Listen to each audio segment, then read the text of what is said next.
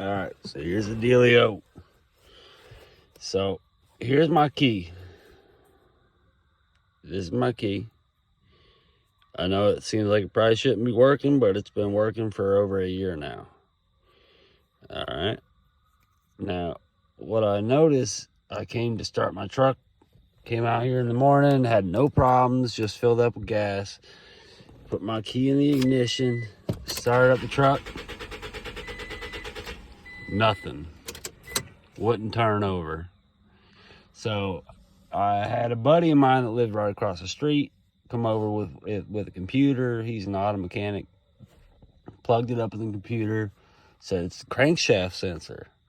Says the crankshaft position sensor.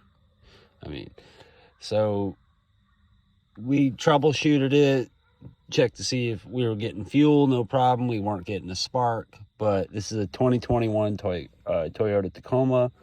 If the crankshaft position sensor isn't working, then you're not going to get a spark.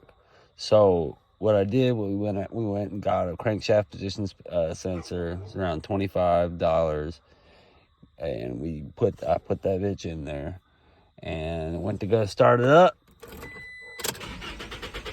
Again, nothing. And then what I noticed, and we were getting a code for a bad transponder, seeing the transponder and the key wasn't working.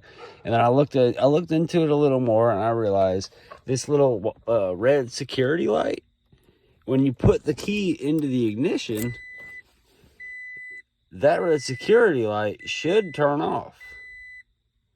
So it gave me some hopes of thinking that, you know what, my fucked up key probably isn't working anymore. So, called the locksmith, got a new key made. Check this out. Put that in the ignition, no more light.